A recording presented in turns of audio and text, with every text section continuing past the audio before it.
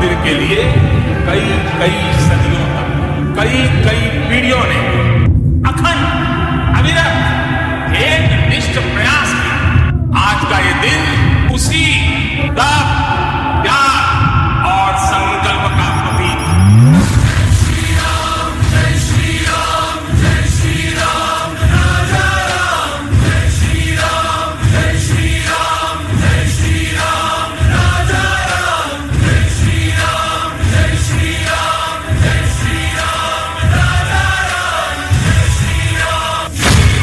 वही बनाएंगे, उसको कौन रोकेगा। नमस्ते भारत, मैं हूं Hitendra and you are watching Gurukul. दोस्तों, आज का ये वीडियो बहुत ही ज्यादा खास होने वाला है। एक ऐसी गाथा जो कि महज एक कहानी नहीं बल्कि उन तमाम लोगों का इतिहास है जो एक मंदिर के साथ जुड़े हैं, और कहीं ना कहीं कुछ लोगों का संघर्ष और कुछ लोगों का बलिदान इस दिन को ला पाया है। आज के इस वीडियो में कोई भी लाइक या सब्सक्राइब का डिमांड नहीं है, बस इस कहानी को आप पूरा सुनिएगा और एक लम्हा जीने की कोशिश करिएगा जो शायद बहुत लोग देख नहीं पाए, और इस मंदिर के लिए अपना एक विचार जरूर दीजिएगा। तो चलिए इस कहानी को आरंभ करते हैं। ये कहानी है अयोध्या की, जहाँ मर्यादा पुरुषोत्तम प्रभु श्री राम का जन्म हुआ था। इसी नगरी में प्रभु श्री राम के पुत्र कुश ने उनकी जन्मस्थली पर एक मंदिर बनवाया था जिसे कि जन्मभूमि मंदिर कहा गया, और उनकी 44 पीढ़ियों ने प्रभु श्री राम के इस साम्राज्य पर शासन किया। वक्त बीतता गया और गुजरते समय के साथ मंदिर की हालत जर्जर होने लगी। बात है 5वीं शताब्दी की, जब उज्जैन के राजा विक्रमादित्य अवध आए थे और उन्होंने इस बदहाल मंदिर को देखा तो उन्होंने इसका पुनः निर्माण करवाया। अब यहाँ से तकरीबन 1000 सालों के बाद तारीख थी 13 अप्रैल 1526, जब बाबर पहली बार भारत आया था और मुगल साम्राज्य की शुरुआत हुई थी।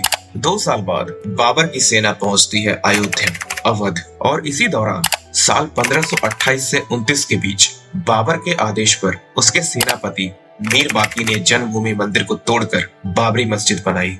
दोस्तों, बाबर का ये सेनापति मीर बाकी ये भी एक बहुत इंटरेस्टिंग कैरेक्टर है और इसकी स्टोरी भी काफी इंटरेस्टिंग है। खैर, उसके बारे में किसी और वीडियो में बात करेंगे। यहाँ से लगभग 150 सालों बाद जब मुगल के प्रभावशाली शासकों का पतन हो चुका था और मुगल काल का भी अंत हो गया था, इस समय तक अयोध्या के लोग ये आवाज उठाने लगे थे कि यहाँ पर एक मंदिर हुआ करता था जिसे कि बाबर के हुक्म पर तोड़कर यहाँ मस्जिद बनवाया गया था। इसके बाद आता है साल 1717। जयपुर के राजा जय सिंह दोती, जिनका कि मुगल साम्राज्य के सैयद भाइयों के साथ बहुत अच्छे संबंध थे, तो उनकी यही कोशिश रही कि मस्जिद के आसपास वाले इलाके की जमीन अगर उन्हें मिल जाए, पर ऐसा हो नहीं पाता है क्योंकि 1720 से 21 के बीच सैयद भाइयों की मौत हो जाती है। पर चूंकि राजा जय सिंह इस दौरान अयोध्या में सक्रिय रूप से काम कर रहे थे, तो उन्होंने मस्जिद के परिसर में एक चबूतरा बनवा दिया जिस पर कि भक्त पूजा अर्चना कर सकेंगे। इसे ही बाद में राम चबूतरा कहा गया। इसके बाद से ही ये प्रथा शुरू हो गई कि मुस्लिम मस्जिद के अंदर जाकर अपनी नमाज पढ़ेंगे और हिंदू राम चबूतरे पर पूजा अर्चना किया करेंगे। और इसी दौरान भारत पर अंग्रेजों का शासन भी होने लगता है। तो वक्त था करीबन 1800 के आसपास का, जब ये मंदिर मस्जिद विवाद अंग्रेजों तक पहुंचा, और साल 1838 में ब्रिटिशर्स ने एक सर्वे किया जिसमें उन्होंने ये बताया कि मस्जिद के जो पिलर्स हैं वो उसके नीचे की एक मंदिर से आ रहे हैं, क्योंकि उसका जो शिलालेख था वो किसी मंदिर का लग रहा था। इस रिपोर्ट के आने से वहाँ आसपास के हिंदू संगठन और हिंदू संप्रदाय के लोग इस मंदिर मस्जिद विवाद को लेकर बहुत ही ज्यादा सक्रिय हो गए थे। अब साल था 1853। अवध के आखिरी नवाब वाजिद अली शाह के शासन में पहली बार निर्मोही अखाड़ा एक बड़े पैमाने पर यह दावा करता है कि ये जो मस्जिद है वो मंदिर को तोड़कर बनाई गई है। इस दावे के बाद वहाँ पे पहली बार मस्जिद विवाद को लेकर दंगे भी हुए, पर इन विवादों के बीच दोनों पक्ष इस विवादित इमारत पर अपना धार्मिक काम करते रहे। इसके बाद आता है साल 1857 का विद्रोह, जब भारत की आजादी की पहली लड़ाई हुई। इसके बाद दंगे की स्थिति ना हो, इससे बचने के लिए 1859 में ब्रिटिश सरकार ने उस विवादित ढांचे का विभाजन कर दिया और दोनों पक्षों के बीच विवादित भूमि का बंटवारा कर दिया। 26 साल तक ऐसा ही चला। अब साल था 1885, जब पहली बार यह मामला अदालत जाता है। निर्मोही अखाड़ा के महंत रघुवर दास एक अपील लेकर फैजाबाद डिस्ट्रिक्ट कोर्ट जाते हैं कि उन्हें राम चबूतरे पर मंदिर बनाने की अनुमति दे दी जाए, पर उनकी इस अपील को खारिज कर दिया जाता है। आजादी की लड़ाई चली रही होती है तो साल 1934 में अयोध्या में एक सांप्रदायिक दंगा होता है, जिसमें कि बाबरी मस्जिद की एक दीवार भी टूट जाती है, पर अंग्रेजों ने उसे दोबारा से बनवा दिया। अब साल था 1947, जिस साल भारत आजाद हुआ था। उस समय मस्जिद हफ्ते में सिर्फ एक दिन जुम्मे की नमाज के लिए खुलता था और राम चबूतरा पर रामलला की एक छोटी सी मूर्ति विराजमान थी, जिसके दर्शन करने के लिए काफी लोग वहाँ आते थे और ये मंदिर पूरे दिन खुला रहता था। अब धीरे धीरे लोगों के बीच ये भावना आने लगी थी कि देश तो आजाद हो गया है, पर रामलला को अभी तक उनकी पूरी आजादी नहीं मिली है। 23 दिसंबर 1949, इस दिन को अच्छे से याद कर लीजिए। कहा जाता है इस दिन राम जी के बाल रूप की एक मूर्ति देर रात मस्जिद में प्रकट हो गई। वहाँ के लोग इसे प्रभु श्री राम के जन्म से जोड़ रहे थे, पर कुछ लोगों का कहना था कि देर रात किसी ने जाकर मस्जिद के मुख्य गुंबज के नीचे इस मूर्ति को रख दिया। अब मूर्ति के वहाँ स्थापित होने के बाद लोग पूजा करने लगे। मस्जिद में से घंटी की आवाज सुनाई देने लगी। आवाज सुनकर वहाँ भीड़ इकट्ठा हुई। हिंदू की भीड़ पूजा करने के लिए और मुस्लिमों की भीड़ उसका विरोध करने के लिए। सुबह तक मामला पुलिस तक पहुँचता है, पर भीड़ इतनी थी कि पुलिस ने भी अपने हाथ खड़े कर दिए। मामला पहुँचता है दिल्ली। जवाहरलाल नेहरू तक उनका ये मानना था कि जो हुआ वो गलत था। आप किसी भी धार्मिक जगह को जबरन हथिया नहीं सकते, पर उस वक्त तक हमारे देश का संविधान भी लागू नहीं हुआ था और उसकी धर्मनिरपेक्ष वाली बात भी सामने नहीं आई थी। उस समय अयोध्या के डीएम थे के नायर, जिन्हें की दोपहर को तकरीबन 2:30 बजे दिल्ली से ये आदेश दिया जाता है कि मस्जिद के अंदर जो मूर्ति है उसे बाहर राम चबूतरे पर रखवाया जाए और वहाँ की स्थिति पहले की तरह कर दी जाए। पर इस आदेश को के नायर नकार देते हैं। उनका ये कहना था कि अगर ऐसा किया गया तो यहाँ पर बहुत ही ज्यादा हिंसा हो सकता है, और दूसरी बात ये थी कि कोई भी पुजारी रामलला की मूर्ति को वहाँ से बाहर निकालने के लिए तैयार नहीं होगा, क्योंकि उनके लिए ये पाप होगा। 4 दिन बाद 27 दिसंबर को एक दूसरी चिट्ठी पीएमओ से के नायर के लिए आती है, जिसमें ये लिखा हुआ रहता है कि आपको जो आदेश दिया गया है उसे पूरा कीजिए और किसी भी तरीके से मूर्ति को वहाँ से बाहर निकलवाइए। जिसके जवाब में के नायर अपना इस्तीफा दे देते हैं और एक सुझाव देते हैं कि इस मामले को अदालत तक ले जाया जाए, और जब तक अदालत का कोई फैसला नहीं आता उस विवादित भूमि के चारों तरफ एक जालीनुमा बाउंड्री लगा दिया जाए, जिससे लोग अंदर भी नहीं आ पाएंगे और दर्शन भी कर लेंगे। नेहरू जी ने उनका इस्तीफा तो मंजूर नहीं किया, पर उनका ये सुझाव मान लिया। अब ये मामला कोर्ट में जा चुका था। इस पूरे मामले को हिंदू पक्ष की ओर से ऐसा दिखाया गया था कि ये जो मूर्ति है वो अंदर रखी नहीं गई है, बल्कि प्रकट हुई है। तो जनवरी 1950 में हिंदू पक्ष की ओर से हिंदू महासभा के गोपाल सिंह विशारद और दिगंबर अखाड़ा के महंत रामचंद्र दास ने कोर्ट में एक अपील की कि जब स्वयं रामलला यहाँ प्रकट हो चुके हैं तो हिंदुओं को यहाँ पर पूजा करने की अनुमति प्रदान कर दी जाए। पर मामले की गंभीरता को देखते हुए कोर्ट इस अपील को खारिज कर देता है और दोनों हिंदू और मुस्लिम पक्षों को इस जगह पर जाने से प्रतिबंध लगा देता है। इसके बाद से इस विवादित जमीन को विवादित स्थल कहा जाने लगा। खैर, इस तरह से 9 साल बीतते हैं। साल था 1959। निर्मोही अखाड़ा ने कोर्ट में एक अपील फाइल की। उनका ये कहना था कि चूंकि मस्जिद के बाहर के परिसर राम चबूतरे की जमीन उनके अंदर आती है, तो इस पूरे विवादित जगह को उनको सौंप दिया जाए। और इस पूरे मामले के दौरान उस जगह को विवादित ढांचा कहा गया, और ये जो शब्द है विवादित ढांचा यहीं से आया है। इसके 2 साल बाद मुस्लिम वक्फ बोर्ड ने भी एक अपील फाइल की। उनका कहना था कि यहाँ पर पहले भी एक मस्जिद थी और अभी भी एक मस्जिद ही है, तो यहाँ पर से हिंदुओं की एंट्री पर बैन लगाया जाए और इस पूरी जगह का कंट्रोल उन्हें दिया जाए। तो इस तरह से 2 केस कोर्ट में आ चुके थे। 20-25 साल तक ये दोनों केस यहाँ कोर्ट में रहते हैं। अब साल आता है 1980, जब जनसंघ से अलग होकर भारतीय जनता पार्टी बनती है, और इसके बाद से चीजें पूरी तरह से बदल जाती है। बीजेपी के आने के बाद हिंदू संगठन जैसे विश्व हिंदू परिषद, शिवसेना, बजरंग दल, आरएसएस बहुत ज्यादा एक्टिव होने लगते हैं। तो वहाँ मंदिर बनाना चाहिए और मंदिर वहीं बनेगा जैसे प्रचार ये सारे संगठन करने लगे। तो साल 1984 आता है।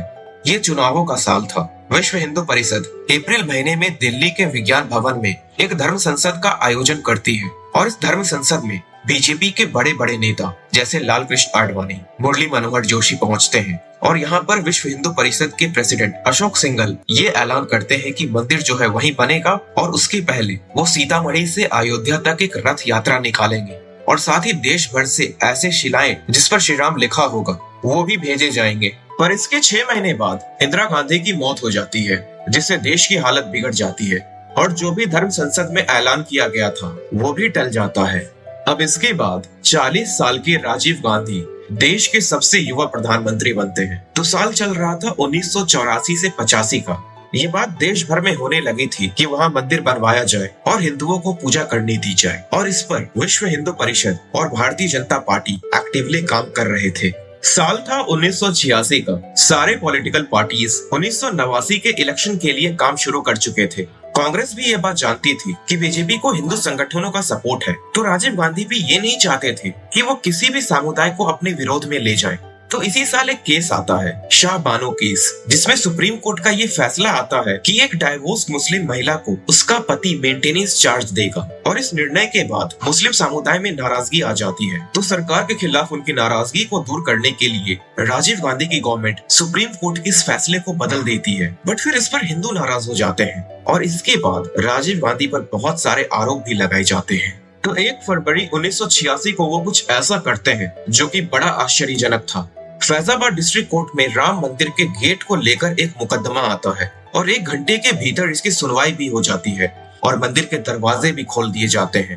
तो उस समय मात्र एक संसाधन दूरदर्शन था जिस पर ऐसा दिखाया जाता है कि हिंदू पक्षों को खुश करने के लिए राजीव गांधी की सरकार ने ऐसा निर्णय लिया है। इन सारी चीजों को देखकर मुस्लिम समुदाय राजीव गांधी से नाराज हो जाता है और उसके 5 दिन बाद 6 फरवरी 1986 को बाबरी मस्जिद एक्शन कमेटी बनाई जाती है। इन वाद विवाद के बीच साल आता है 1989 का। ये सारा मामला अदालत में चल ही रहा था। तो इलाहाबाद कोर्ट की लखनऊ बेंच इस मामले से जुड़ी सारी फाइल्स को जमा करके ये फैसला सुनाती है कि अब इस परिसर में कोई भी नहीं जाएगा। विश्व हिंदू परिषद देश भर में राम मंदिर के लिए आंदोलन चला रही थी। देश भर से ईंटें मंगाई जा रही थी जिसमें श्री राम लिखा हुआ था और लोगों को अपने सभाओं में बुला रही थी। इसी बीच बिहार के भागलपुर में अक्टूबर 1989 में विश्व हिंदू परिषद की एक सभा में कुछ अफवाहों के वजह से दंगे हो जाते हैं जिसमें लगभग 1000 लोग मारे जाते हैं। अक्टूबर से ये दंगे शुरू हुए और नवंबर तक चलते रहे।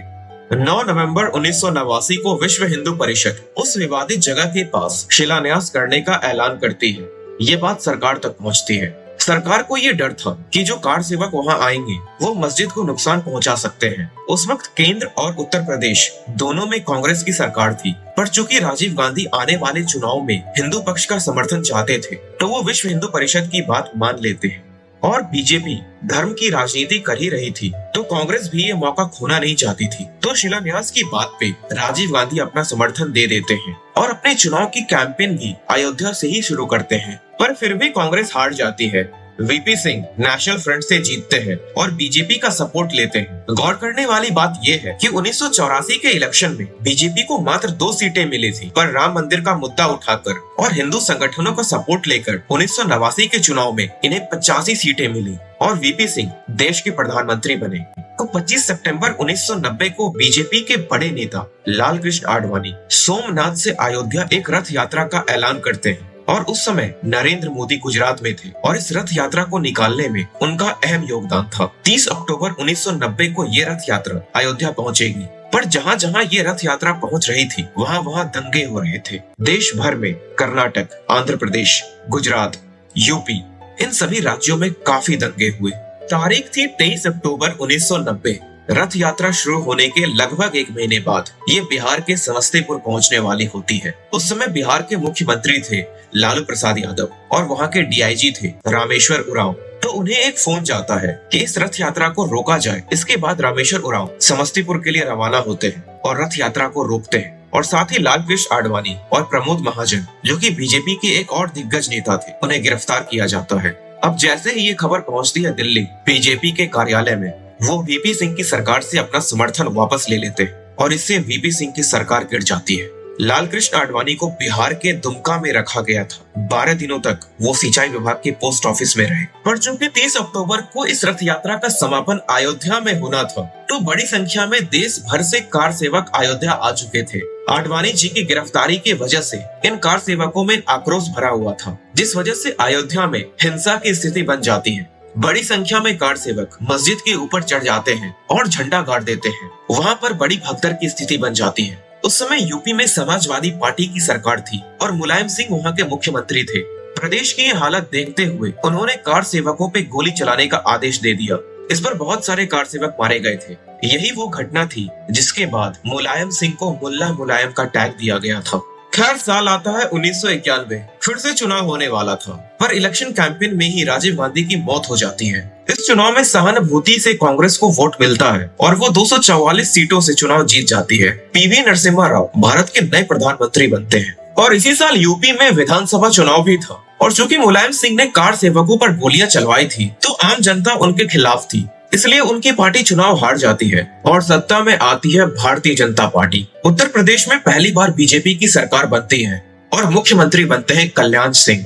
10 जनवरी 1991 एक 2.77 एकड़ की जमीन जो कि विवादित जगह के पास की थी, वो एक ट्रस्ट को दी जाती है, राम जन्मभूमि न्यास, जो कि इस केस के लिए लगभग 50 सालों से लड़ाई कर रहा था। इस जमीन पर पहले बहुत सारे मंदिर और आश्रम हुआ करते थे और उन मंदिरों और आश्रमों के महंतों का ये कहना था कि राम मंदिर में वो अपना कुछ योगदान देना चाहते हैं, तो ये जमीन न्यास को दान के रूप में दे रहे हैं। तो न्यास ट्रस्ट उस जगह को साफ करवाना चालू कर देता है और कंस्ट्रक्शन का काम शुरू होता है। पर कोर्ट वहाँ के हालातों को देखते हुए वहाँ पर दोबारा से दंगे ना हो जाएं, कोर्ट उस कंस्ट्रक्शन पर बैन लगा देता है। अब साल आता है 1992, जुलाई का महीना था। कार सेवकों को एक बार फिर से बुलाया जाता है निर्माण के कार्य के लिए। अब ऐसा था कि कोर्ट ने कंस्ट्रक्शन पर बैन लगाया हुआ था, तो माहौल एक बार फिर से गर्म हो जाता है और सेंटर में कांग्रेस की सरकार थी और राज्य में बीजेपी की, तो इन दोनों में भी एक टेंशन का माहौल बन जाता है। तो ये सबको देखते हुए प्रधानमंत्री पीवी नरसिम्हा राव 30 अक्टूबर 1992 को दोनों पक्षों को विश्व हिंदू परिषद और शिया सुन्नी वक्फ बोर्ड को बातचीत के लिए दिल्ली बुलाते हैं, पर इस बातचीत का कोई निष्कर्ष नहीं निकलता है। इस मीटिंग के बाद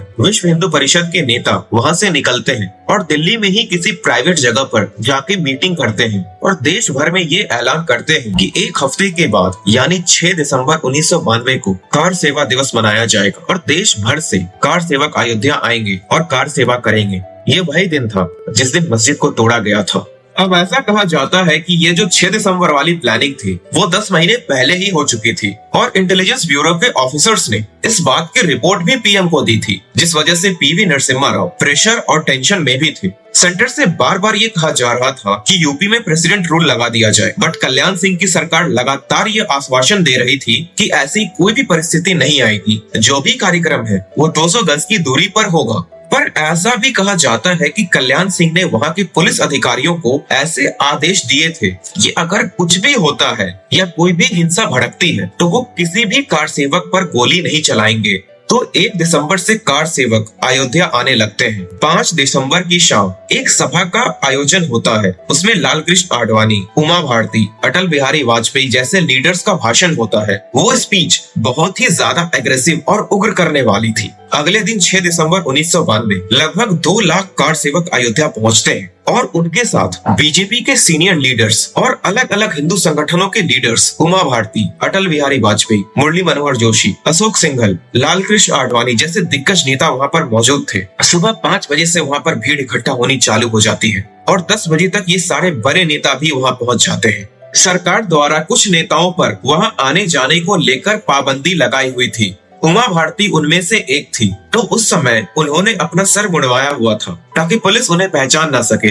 दिन के तकरीबन 1:43 बजे ये भीड़ उग्र होती है और मस्जिद के पहले गुंबज पर चढ़ जाती है और 1:55 तक पहला गुंबज नीचे गिर जाता है। अफरा तफरी के माहौल के बीच लगभग 3:30 तक दूसरा गुंबज भी नीचे गिर जाता है और 5 बजे तक आखिरी गुंबज जो कि मुख्य गुंबज था उसे भी तोड़कर गिरा दिया जाता है। बाबरी मस्जिद को तोड़ने के बाद वो लोग वहाँ पर एक छोटा सा मंदिर बना देते हैं और वहाँ पर रामलला की एक मूर्ति भी रख देते हैं। धीरे धीरे ये खबर देश भर में फैलती है क्योंकि उस समय संचार का एक ही माध्यम था, दूरदर्शन। यूपी में सरकार गिर जाती है और प्रेसिडेंट रूल लागू कर दिया जाता है। और चूंकि कल्याण सिंह ने पहले ये आश्वासन दिया था कि यहाँ पर कुछ भी नहीं होगा, पर यहाँ पर तो पूरी मस्जिद ही गिरा दी जाती है, तो उनपे कंटेम्प्ट ऑफ कोर्ट का केस होता है और उनसे इस्तीफा मांगा जाता है। पर 6:30 बजे के आसपास उन्होंने खुद ही इस्तीफा दे दिया। ये मामला जैसे ही देश भर में पहुंचता है तो एक एंटी हिंदू सेंटीमेंट के चलते देश भर में दंगे हुए, जिसमें लगभग 2000 लोग मारे गए। और इस बाबरी मस्जिद की आग सिर्फ भारत तक ही सीमित नहीं रही,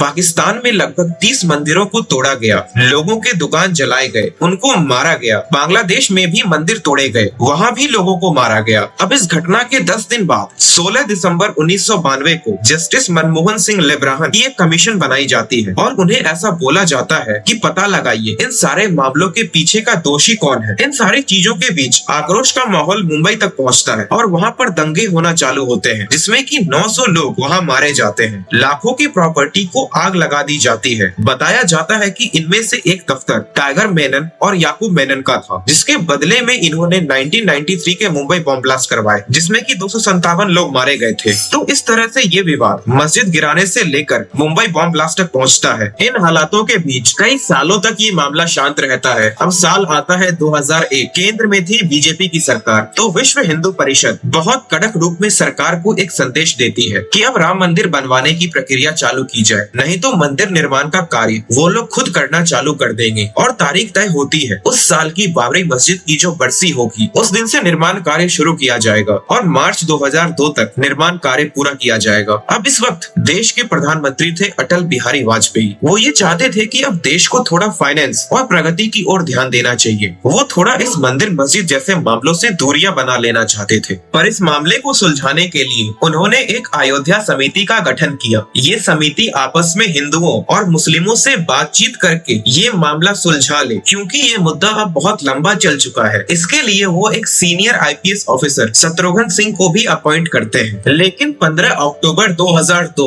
विश्व हिंदू परिषद निर्माण कार्य की घोषणा कर देता है। सैकड़ों कर सेवक अयोध्या पहुंचते हैं, पर जब ये कर सेवक वापस जा रहे होते हैं, इनकी ट्रेन पहुंचती है गोधरा और वहां के भड़के हुए मुसलमान इनकी ट्रेन में आग लगा देते हैं। ऑन रिकॉर्ड 58 कार सेवकों और बाकी अन्य लोगों की वहां जलकर मौत हो जाती है। देश का माहौल इसके बाद काफी खराब हो जाता है। अब अप्रैल 2003 आता है। इलाहाबाद कोर्ट की एक बेंच अब इस विवादित भूमि पर मालिकाना हक की कानूनी कार्यवाही शुरू कर देती है और कोर्ट इस बात का पता लगाने का काम archaeological survey of India ASI को देती है कि इस विवादित भूमि पर खुदाई किया जाए और पता लगाया जाए कि यहाँ पर किसके एविडेंस मिलते हैं। तो 6 महीने तक ASI खुदाई करके नीचे की जमीन और वहाँ से निकले मलबे को जांच करती है और अगस्त 2003 में एक रिपोर्ट तैयार करती है और उस रिपोर्ट में ये पता चलता है कि खुदाई के दौरान 10 से 12 सेंचुरी के बीच के हिंदू कॉम्प्लेक्स के स्ट्रक्चर मिले हैं और यहाँ से पहली बार इस मामले को एक साइंटिफिक अप्रोच मिलता है। हालांकि कहीं भी रिपोर्ट में यहाँ पर राम मंदिर होने का दावा नहीं किया गया था,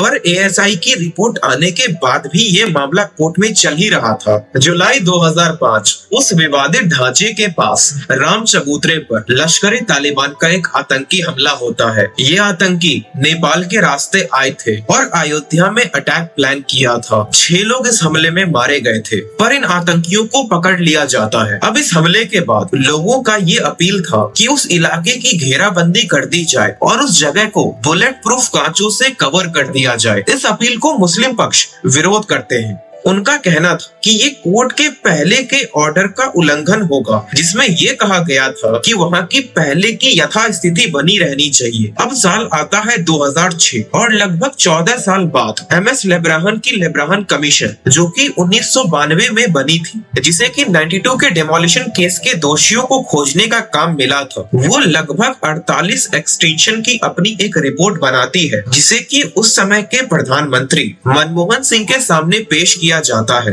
उस रिपोर्ट के मुताबिक लाल कृष्ण आडवाणी, मुरली मनोहर जोशी, अटल बिहारी वाजपेयी और कल्याण सिंह 92 डिमोलिशन केस के दोषी थे और मेन एक्यूज बनाया जाता है RSS को। पर इस रिपोर्ट का कुछ निष्कर्ष नहीं निकलता है। बीजेपी और RSS ये आरोप लगाती है कि ये लेब्राहन कमीशन पॉलिटिकली मोटिवेटेड है, जो सिर्फ उनकी छवि खराब करना चाहती है। अब आता है 30 सितंबर 2010। इलाहाबाद कोर्ट एक 3-वे डिसीजन देता है, जिसमें कि वो 2.77 एकड़ की जमीन को 3 हिस्सों में बांटता है। जो सेंट्रल एरिया था वो मिलता है राम जन्मभूमि न्यास को, राम चबूतरा और सीता रसोई थी वो जाती है निर्मोही अखाड़ा को और बाकी की जमीन मिलती है सुन्नी वक्फ बोर्ड को। और ये पहली बार था जब कोर्ट ने ये फैसला ये मानकर दिया था कि यहाँ पर राम जन्मभूमि थी, पर कोर्ट के इस फैसले पर तीनों पक्ष खुश नहीं थे। उनका ये कहना था कि ऐसा निर्णय किसी को चाहिए ही नहीं था। तो अगले साल 2011 में ये मामला जाता है सुप्रीम कोर्ट और उस साल इस मामले की 14 अपीलें सुप्रीम कोर्ट में दाखिल होती हैं। यहाँ से इस मामले की सुनवाई सुप्रीम कोर्ट में शुरू होती है और supreme court Allahabad high court के निर्णय पर रोक लगा देता है। अब ये केस सुप्रीम कोर्ट तक पहुँच तो गया था, पर 7 साल तक इस मामले की कोई सुनवाई नहीं होती है।